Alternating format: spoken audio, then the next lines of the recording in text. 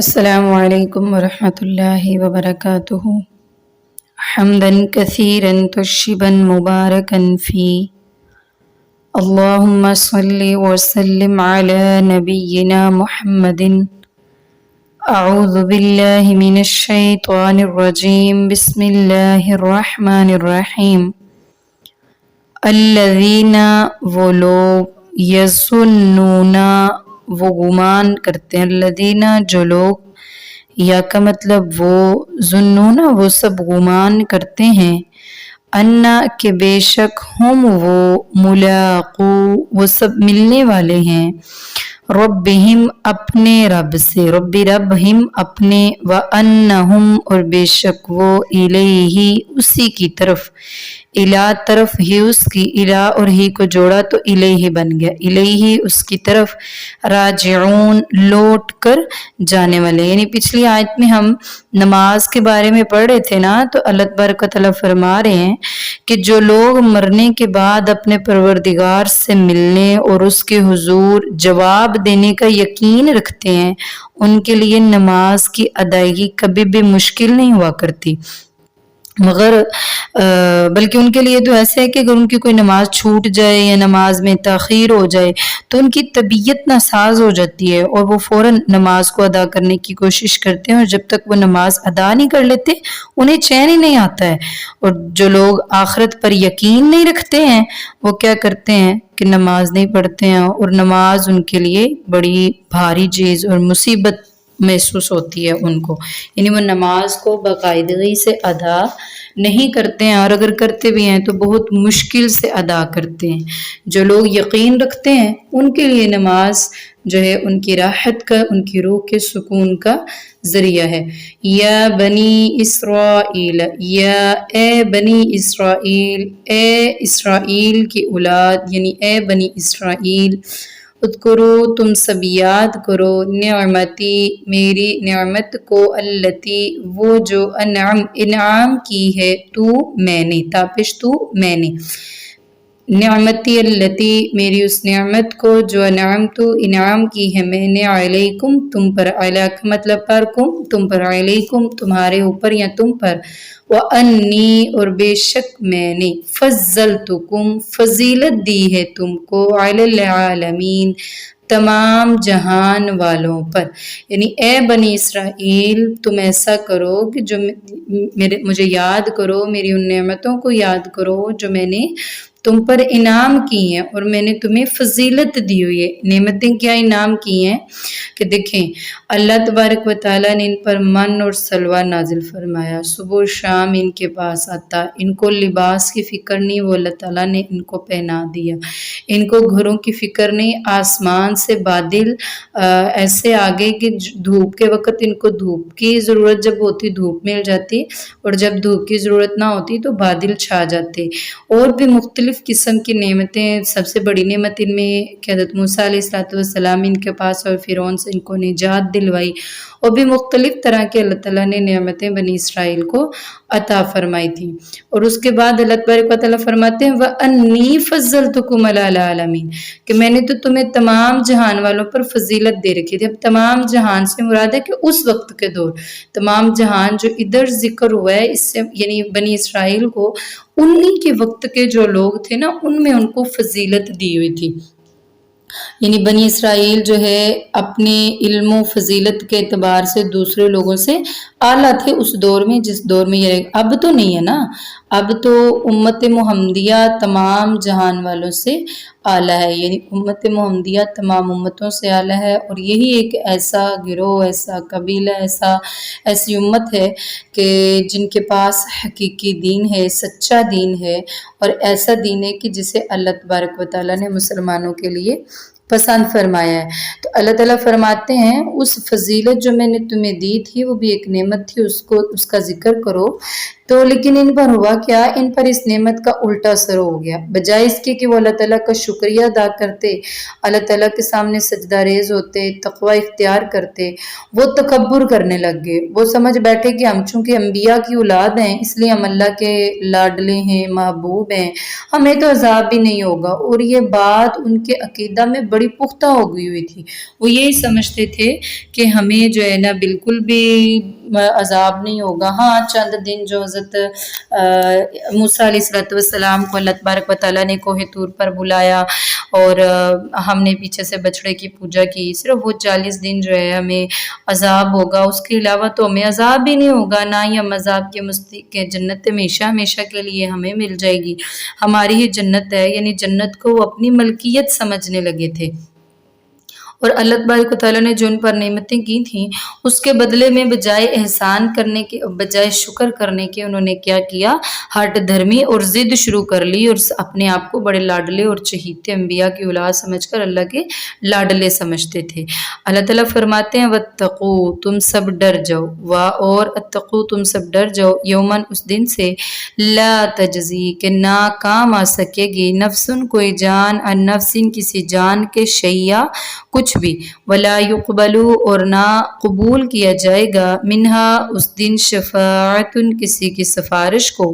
वला, और ना युख़दु, लिया जाएगा, मिन्हा, उससे, अदलुन, किसी किस्म का बदला या मुआवजा, वला हुम, और ना ही वो, युनसरून, वो सब मदद दिए जाएंगे। ये अल्लाह ताला फरमाते हैं क़यामत के दिन से डर जाओ। क़यामत का दिन ऐसा दिन है कि जिस दिन कोई जान किसी को नफ़ा नहीं दे सकेगी। हुज़ूर सल्लल्लाहु अलैहि वसल्लम ने भी तो अपनी बेटी फातिमा को बताया था, समझाया था कि मेरी बेटी, जन्नत में जाने के लिए तुझे अपने अमाल करना होंगे, कहीं ये ना समझ बैठना कि मैं मोहम्मद सल्लल्लाहु अलैहि वसल्लम की बेटी हूँ, इसी निस्बत से मुझे जन्नत मिल जाएगी। तो निस्बतें जन्नत में काम नहीं आती, अल्लाह के हुजूर निस्बतें काम नहीं आती हैं। जिस तरह हुजूर सल्लल्लाहु अलैहि वसल्लम ने हज़रत फ़ातिमा रज़ी अल्लाह तआला अन्हा से फरमाए थे ना, बिल्कुल इसी तरह आज के दौर में भी निस्बत किसी के काम नहीं आएगी। यहाँ फिर जैसे बनी इसराइल ने समझ लिया कि हम अम्बिया की औलाद हैं, लिहाजा इस निस्बत से हम तो बख्शे बख्शाए हैं। या आज के दौर में कोई समझ ले कि मैं बड़ी आला हस्ती की औलाद हूँ या फुला फुला मेरा बड़ा आला है, तो मैं इसी निस्बत से, या मैं जैसे आज के दौर में अल्लाह ताला हम सबको शिर्क से महफूज फरमाए, अपने अपने पीर पकड़े हुए होते हैं और अल्लाह ताला की इबादत बिल्कुल नहीं की जाती है, अल्लाह ताला की नाफरमानियाँ हद से ज़्यादा की जाती हैं और समझा जाता है कि हमने जिस पीर का पलड़ा पकड़ा है उसी वही पीर जो है ना हमें जन्नत में ले जाएगा। तो निस्बत कभी भी काम नहीं आएगी क़यामत वाले दिन। तो अल्लाह तबारक व तआला ने भी यही फरमाया इधर, यही वाज़े कि कोई जान किसी जान, और हाँ मज़े की बात ये है कि वला युक़बलु मिन्हा शफ़ाअतुन, किसी की सिफारिश को कबूल नहीं किया जाएगा। इससे मुराद है कि कुछ तो लोग हैं जिनके बारे में अल्लाह तबारक व तआला ने रसूलुल्लाह सल्लल्लाहु अलैहि वसल्लम ने फरमाया कि इनको शिफाअत का हक दिया जाएगा, ये सिफारिश करेंगे, लेकिन सिफारिश किस तरह करेंगे और कैसे करेंगे, कितनी करेंगे, किस किस की करेंगे, ये ज़रा तफसीलन बात है, इसको ज़रा गौर से सुने। रसूलुल्लाह सल्लल्लाहु अलैहि वसल्लम को अल्लाह तबारक व तआला क़यामत वाले दिन शिफात का हक देंगे। वो भी कैसे कि रसूलुल्लाह सल्लल्लाहु अलैहि वसल्लम अल्लाह ताला के हुजूर सजदा रेज़ हुए रहेंगे और अल्लाह तबारक व तआला फिर जब उनके सजदा को कबूल फरमाएंगे, अल्लाह ताला कहेंगे मेरे पैगम्बर उठ, तू जो मांगेगा तुझे दिया जाएगा। तब आप सल्लल्लाहु अलैहि वसल्लम अपनी उम्मत की सिफारिश करेंगे। अब उम्मत की सिफारिश जो आप सल्लल्लाहु अलैहि वसल्लम कर रहे हैं ना, तो अल्लाह ताला ने आपको हक दिया है। और बिल्कुल इसी तरह ये बात हमें रसूलुल्लाह सल्लल्लाहु अलैहि वसल्लम से मिली है, अहादीस से मिली है, इसमें किसी किस्म की गुस्ताखी की गुंजाइश नहीं है। अक्सर हम में से ऐसे भी लोग होते हैं कि जो अकीदत में ज़्यादा ही अंधे हो चुके होते हैं ना, तो बस नौज़ुबिल्लाह अस्तग़फिरुल्लाह, वो रसूलुल्लाह सल्लल्लाहु अलैहि वसल्लम को अल्लाह के मुकाम पर नौज़ुबिल्लाह अस्तग़फिरुल्लाह ले जाते हैं। तो मैं बिल्कुल भी, बल्कि आप सल्लल्लाहु अलैहि वसल्लम ने फरमाया कि तबाह हो जाए यहूद व नसारा जिन्होंने अपने अम्बिया को उनकी अजमत से बढ़कर उनको दर्जा दिया। और इसी वजह से तो आप सल्लल्लाहु अलैहि वसल्लम ने मना फरमाया था कि मेरी कब्र पर जो है میرے روزے پر کسی قسم کی عبادت نہ کی جائے، کیونکہ پہلے لوگوں نے بھی ایسا ہی کیا کہ اپنے انبیاء کے بت بنا کے یا اپنے نیک لوگوں کے، جیسے وہ لات و منات و عزا و ہبل، وہ نیک لوگوں کے بت تھے نا. تو یہ جو قبروں کے پجاری بننا اور کسی کو اس کی عظمت سے بڑھا دینا یا گھٹا دینا، یہ سب چیزیں اسلام میں جائز نہیں ہیں. اللہ تعالیٰ رسول اللہ صلی اللہ علیہ وآلہ وسلم کو جب حق کے شفاعت دیں گے تبھی آپ صلی اللہ علیہ وآلہ وسلم سفارش کریں گے. اور اس کے علاوہ جیسے قرآن کے حافظ کو اللہ تعالیٰ قاری قرآن کو بھی حق کے شفاعت دیں گے، لیکن وہ کس کو نصیب ہوگی یہ اللہ تبارک و تعالیٰ ہی جانتے ہیں. جو اس قرآن کو پڑھتا ہوگا، اس کو سمجھتا ہوگا، حقیقی معنوں میں اس پر عمل کرتا ہوگا،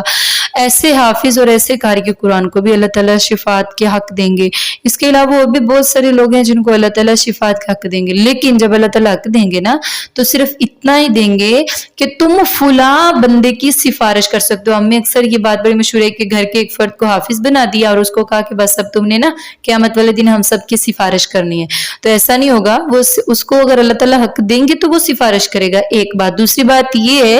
کہ اگر آپ کے کام ہی مطلب اگر انسان کے کام ہی ایسے نہیں ہیں، اعمال ہی ایسے نہیں ہیں کہ وہ کسی کی سفارش کا مستحق بن جائے، تو کیسے کوئی اس کی سفارش کر لے گا؟ جب تک سفارش کرنے والے کو بھی اللہ تعالیٰ اجازت نہ دیں گے تب تک کوئی بھی کسی کی سفارش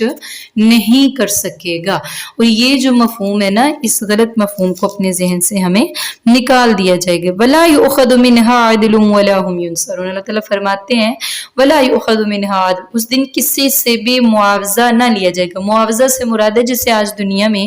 کوئی کام نہیں ہو رہا تو ہم رشوت وغیرہ دے کے کروا لیتے ہیں نا، کچھ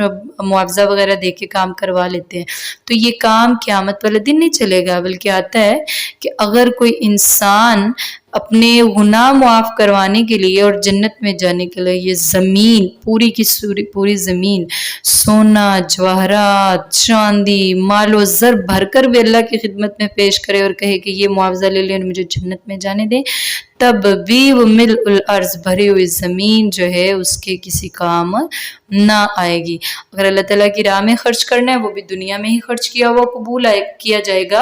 اور اس کے بعد اعمال ایسے کیے جائیں کہ اللہ تبارک و تعالیٰ کی بارگاہ میں قبول ہوں اور اللہ تعالیٰ کے حکم کے مطابق ہوں. تو پھر انہی کے بدلے میں، ویسے تو ہم انسان ہیں نا، کتنے ہی ہم اعمال کیوں نہ کر لیں، لیکن ایسے ایسے ہم گناہ کر جاتے ہیں کہ ہمیں معلوم ہی نہیں ہوتا ہے. اس لیے ہمیشہ اللہ تعالیٰ سے اپنے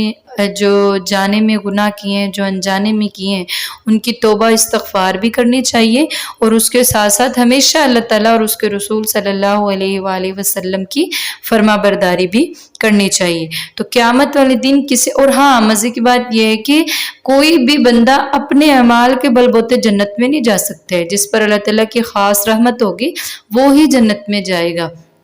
اس لیے ہمیشہ اللہ تعالیٰ کی رحمت کے امیدوار رہنا چاہیے. کبھی بھی نیک اعمال کرنے کے بعد ان پر تکبر نہیں کر دینا، اور یہ نہیں کہنا چاہیے کہ میں بس اسی کی وجہ سے جنت میں جاؤں گا. بلکہ ایک روایت ملتی ہے کہ جس میں ایک ایسا آدمی جس نے 80 سال اللہ تعالیٰ کی عبادت کی، اور جب اس کو کہا گیا کہ اب تمہیں جنت ملے گی یا جہنم، تو وہ کہنے لگا کہ مجھے تو اب جنت ہی ملے گی، میں نے اتنے سال اللہ کی عبادت کی ہے. تو اللہ تعالیٰ نے اس کی تمام عبادت ایک پلڑے میں رکھی، اور اس کی ایک آنکھ ایک پلڑے میں رکھی، تو آنکھ کا پلڑا بھاری ہو گیا. اس لیے ہم تو اللہ تعالیٰ کے احسانات کا جو ہے کما حق شکر ہی ادا نہیں کر سکتے ہیں. اللہ تعالیٰ کا ہم شکر ہی ادا نہیں کر سکتے ہیں. ہمیشہ اللہ تعالیٰ کی رحمت کے امیدوار رہنا چاہیے. وَلَا هُمْ يُنصَرُونَ. اللہ تعالیٰ فرماتے ہیں جو دنیا میں رہ کر ہمارے بتائے ہوئے احکام کے مطابق عمل نہ کرے گا، ان کو قیامت والے دن کسی قسم کی مدد فراہم نہ کی جائے گی. سبحان ربک رب العزت عما یصفون وسلام علی المرسلین والحمد للہ رب العالمین. سبحانک اللہم وبحمدک نشہد ان لا الہ الا انت نستغفرک ونتوب الیک. السلام علیکم ورحمۃ اللہ وبرکاتہ.